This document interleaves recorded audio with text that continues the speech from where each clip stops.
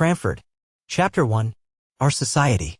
In the first place, Cranford is in possession of the Amazons. All the holders of houses above a certain rent are women.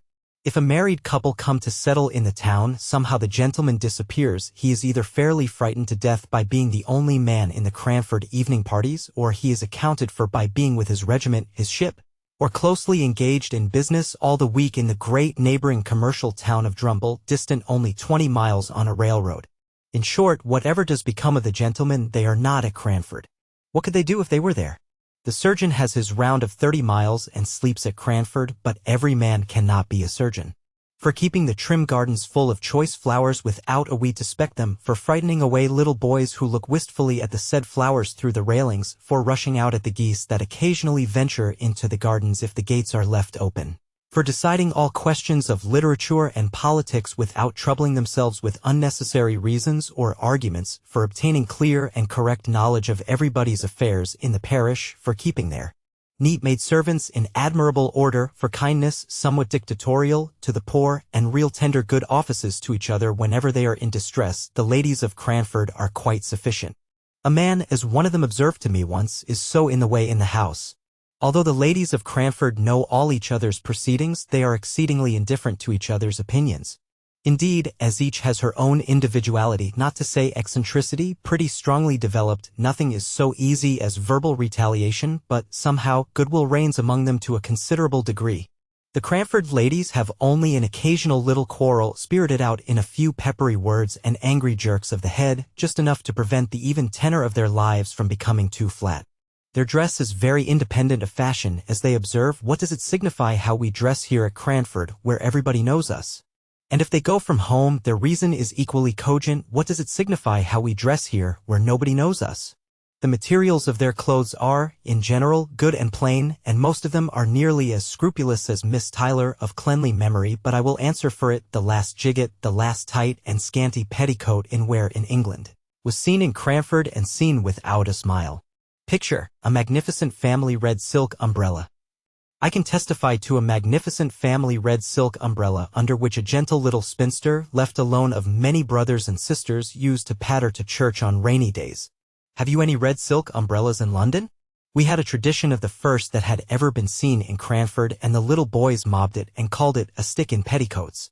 It might have been the very red silk one I have described, held by a strong father over a troop of little ones. The poor little lady, the survivor of all, could scarcely carry it. Then there were rules and regulations for visiting and calls, and they were announced to any young people who might be staying in the town, with all the solemnity with which the old Manx laws were read once a year on the tin-walled mount. Our friends have sent to inquire how you are after your journey tonight, my dear. 15 miles in a gentleman's carriage. They will give you some rest tomorrow, but the next day, I have no doubt, they will call, so be at liberty after 12. From 12 to 3 are our calling hours. Then after they had called. It is the third day. I dare say your mamma has told you, my dear, never to let more than 3 days elapse between receiving a call and returning it, and also that you are never to stay longer than a quarter of an hour. But am I to look at my watch? How am I to find out when a quarter of an hour has passed? You must keep thinking about the time, my dear, and not allow yourself to forget it in conversation. As everybody had this rule in their minds, whether they received or paid a call, of course no absorbing subject was ever spoken about.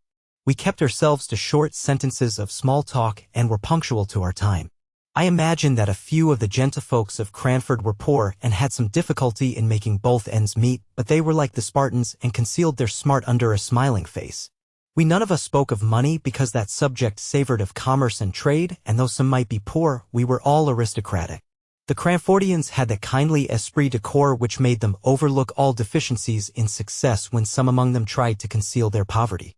When Mrs. Forrester, for instance, gave a party in her baby house of a dwelling, and the little maiden disturbed the ladies on the sofa by a request that she might get the tea tray out from underneath, everyone took this novel proceeding as the most natural thing in the world and talked on about household forms and ceremonies as if we all believed that our hostess had a regular servants' hall, second table, with housekeeper and steward, instead of the one little charity school maiden whose short ruddy arms could never have been strong enough to carry the tray upstairs if she had not been assisted in private by her mistress, who now sat in state, pretending not to know what cakes were sent up, though she knew and we knew and she knew that we knew. And we knew that she knew that we knew she had been busy all the morning making tea bread and sponge cakes. There were one or two consequences arising from this general but unacknowledged poverty and this very much acknowledged gentility which were not amiss and which might be introduced into many circles of society to their great improvement. For instance, the inhabitants of Cranford kept early hours and clattered home in their pattens under the guidance of a lantern-bearer about 9 o'clock at night, and the whole town was abed and asleep by 10:30.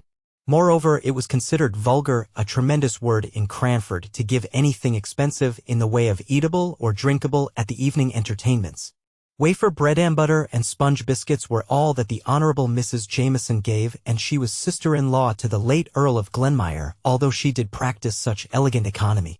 Elegant economy! How naturally one falls back into the phraseology of Cranford. There, economy was always elegant and money-spending always vulgar and ostentatious, a sort of sour grapeism which made us very peaceful and satisfied. I never shall forget the dismay felt when a certain Captain Brown came to live at Cranford and openly spoke about his being poor, not in a whisper to an intimate friend, the doors and windows being previously closed, but in the public street, in a loud military voice, alleging his poverty as a reason for not taking a particular house. The ladies of Cranford were already rather moaning over the invasion of their territories by a man and a gentleman. He was a half-pay captain and had obtained some situation on a neighboring railroad which had been vehemently petitioned against by the little town, and if, in addition to his masculine gender and his connection with the obnoxious railroad, he was so brazen as to talk of being poor, why, then, indeed, he must be sent to Coventry. Death was as true and as common as poverty, yet people never spoke about that, loud out in the streets. It was a word not to be mentioned to ears polite. We had tacitly agreed to ignore that any with whom we associated on terms of visiting equality could ever be prevented by poverty from doing anything that they wished.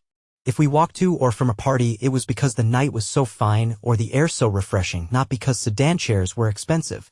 If we wore prints instead of summer silks, it was because we preferred a washing material, and so on, till we blinded ourselves to the vulgar fact that we were, all of us, people of very moderate means. Of course, then, we did not know what to make of a man who could speak of poverty as if it was not a disgrace. Yet, somehow, Captain Brown made himself respected in Cranford and was called upon, in spite of all resolutions to the contrary. I was surprised to hear his opinions quoted as authority at a visit which I paid to Cranford about a year after he had settled in the town. My own friends had been among the bitterest opponents of any proposal to visit the captain and his daughters only 12 months before, and now he was even admitted in the tabooed hours before 12.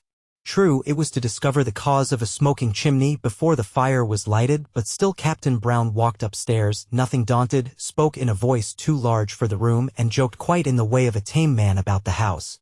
He had been blind to all the small slights and omissions of trivial ceremonies with which he had been received. He had been friendly, though the Cranford ladies had been cool. He had answered small sarcastic compliments in good faith, and with his manly frankness had overpowered all the shrinking which met him as a man who was not ashamed to be poor. And, at last, his excellent masculine common sense and his facility in devising expedients to overcome domestic dilemmas had gained him an extraordinary place as authority among the Cranford ladies. He himself went on in his course, as unaware of his popularity as he had been of the reverse, and I am sure he was startled one day when he found his advice so highly esteemed as to make some counsel which he had given in jest to be taken in sober, serious earnest. It was on this subject. An old lady had an Alderney cow which she looked upon as a daughter. You could not pay the short quarter of an hour call without being told of the wonderful milk or wonderful intelligence of this animal. The whole town knew and kindly regarded Miss Betsy Barker's Alderney. Therefore great was the sympathy and regret when, in an unguarded moment, the poor cow tumbled into a lime pit. She moaned so loudly that she was soon heard and rescued, but meanwhile the poor beast had lost most of her hair and came out looking naked, cold, and miserable in a bearskin. Everybody pitied the animal, though a few could not restrain their smiles at her droll appearance. Miss Betsy Barker absolutely cried with sorrow and dismay, and it was said she thought of trying a bath of oil. This remedy, perhaps, was recommended by some one of the number whose advice she asked, but the proposal, if ever it was made, was knocked on the head by Captain Brown's decided, "Get her a flannel waistcoat and flannel drawers, ma'am, if you wish to keep her alive. But my advice is, kill the poor creature at once." Miss Betsy Barker dried her eyes and thanked the captain heartily. She set to work, and by and by all the town turned out to see the Alderney meekly going to her pasture, clad in dark gray flannel. I have watched her myself many a time. Do you ever see cows dressed in gray flannel in London? Picture, meekly going to her pasture. Captain Brown had taken a small house on the outskirts of the town where he lived with his 2 daughters. He must have been upwards of 60 at the time of the first visit I paid to Cranford after I had left it as a residence. But he had a wiry, well-trained, elastic figure, a stiff military throwback of his head, and a springing step which made him appear much younger than he was. His eldest daughter looked almost as old as himself and betrayed the fact that his real was more than his apparent age. Miss Brown must have been 40. She had a sickly, pained, careworn expression on her face and looked as if the gaiety of youth had long faded out of sight. Even when young she must have been plain and hard-featured. Miss Jessie Brown was 10 years younger than her sister and 20 shades prettier. Her face was round and dimpled. Miss Jenkins once said, in a passion against Captain Brown, the cause of which I will tell you presently, that she thought it was time for Miss Jessie to leave off her dimples and not always to be trying to look like a child. It was true there was something childlike in her face, and there will be, I think, till she dies, though she should live to 100. Her eyes were large blue wondering eyes, looking straight at you, her nose was unformed and snub, and her lips were red and dewy. She wore her hair, too, in little rows of curls which heightened this appearance. I do not know whether she was pretty or not, but I liked her face, and so did everybody, and I do not think she could help her dimples. She had something of her father's jauntiness of gait and manner, and any female observer might detect a slight difference in the attire of the 2 sisters, that of Miss Jessie being about £2 per annum more expensive than Miss Brown's. £2 was a large sum in Captain Brown's annual disbursements. Such was the impression made upon me by the Brown family when I first saw them all together in Cranford Church. The captain I had met before on the occasion of the smoky chimney which he had cured by some simple alteration in the flue. In church he held his double eyeglass to his eyes during the morning hymn and then lifted up his head erect and sang out loud and joyfully. He made the responses louder than the clerk, an old man with a piping feeble voice, who, I think, felt aggrieved at the captain's sonorous bass and quivered higher and higher in consequence. On coming out of church, the brisk captain paid the most gallant attention to his 2 daughters. He nodded and smiled to his acquaintances, but he shook hands with none until he had helped Miss Brown to unfurl her umbrella, had relieved her of her prayer book, and had waited patiently till she, with trembling nervous hands, had taken up her gown to walk through the wet roads. I wonder what the Cranford ladies did with Captain Brown at their parties. We had often rejoiced, in former days, that there was no gentleman to be attended to and to find conversation for at the card parties. We had congratulated ourselves upon the snugness of the evenings, and, in our love for gentility and distaste of mankind, we had almost persuaded ourselves that to be a man was to be vulgar, so that when I found my friend and hostess, Miss Jenkins, was going to have a party in my honor, and that Captain and the Miss Browns were invited, I wondered much what would be the course of the evening. Card tables with green baize tops were set out by daylight, just as usual. It was the 3rd week in November, so the evenings closed in about 4. Candles and clean packs of cards were arranged on each table. The fire was made up, the neat maidservant had received her last directions, and there we stood, dressed in our best, each with a candle-lighter in our hands, ready to dart at the candles as soon as the first knock came. Parties in Cranford were solemn festivities, making the ladies feel gravely elated as they sat together in their best dresses. As soon as 3 had arrived, we sat down to preference, I being the unlucky 4th. The next 4 comers were put down immediately to another table, and presently the tea trays, which I had seen set out in the storeroom as I passed in the morning, were placed each on the middle of a card table. The china was delicate eggshell, the old-fashioned silver glittered with polishing, but the eatables were of the slightest description. While the trays were yet on the tables, Captain and the Miss Browns came in, and I could see that, somehow or other, the Captain was a favorite with all the ladies present. Ruffled brows were smoothed, sharp voices lowered at his approach. Miss Brown looked ill and depressed almost to gloom. Miss Jessie smiled as usual and seemed nearly as popular as her father. He immediately and quietly assumed the man's place in the room, attended to everyone's wants, lessened the pretty maid-servant's labor by waiting on empty cups and bread-and-butterless ladies, and yet did it all in so easy and dignified a manner, and so much as if it were a matter of course for the strong to attend to the weak, that he was a true man throughout. He played for threepenny points with as grave an interest as if they had been pounds, and yet, in all his attention to strangers, he had an eye on his suffering daughter, for suffering I was sure she was, though to many eyes she might only appear to be irritable. Miss Jessie could not play cards, but she talked to the sitters out who, before her coming, had been rather inclined to be cross. She sang, too, to an old cracked piano which I think had been a spinet in its youth. Miss Jessie sang, Jock of Hazeldean, a little out of tune, but we were none of us musical, though Miss Jenkins beat time, out of time, by way of appearing to be so. It was very good of Miss Jenkins to do this, for I had seen that, a little before, she had been a good deal annoyed by Miss Jessie Brown's unguarded admission, apropos of Shetland wool, that she had an uncle, her mother's brother, who was a shopkeeper in Edinburgh. Miss Jenkins tried to drown this confession by a terrible cough, for the Honourable Mrs. Jameson was sitting at a card table nearest Miss Jessie, and what would she say or think if she found out she was in the same room with a shopkeeper's niece? But Miss Jessie Brown, who had no tact, as we all agreed the next morning, would repeat the information and assure Miss Pole she could easily get her the identical Shetland wool required, through my uncle, who has the best assortment of Shetland goods of any one in Edinburgh. It was to take the taste of this out of our mouths and the sound of this out of our ears that Miss Jenkins proposed music, so I say again, it was very good of her to beat time to the song. When the trays reappeared with biscuits and wine, punctually at 8:45, there was conversation, comparing of cards, and talking over tricks, but by and by Captain Brown sported a bit of literature. "Have you seen any numbers of the Pickwick papers?" said he. "They were then publishing in parts. Capital thing." Now Miss Jenkins was daughter of a deceased rector of Cranford, and on the strength of a number of manuscript sermons and a pretty good library of divinity considered herself literary, and looked upon any conversation about books as a challenge to her. So she answered and said, yes, she had seen them, indeed she might say she had read them. "And what do you think of them?" exclaimed Captain Brown. "Aren't they famously good?" So urged Miss Jenkins could not but speak. "I must say I don't think they are by any means equal to Dr. Johnson.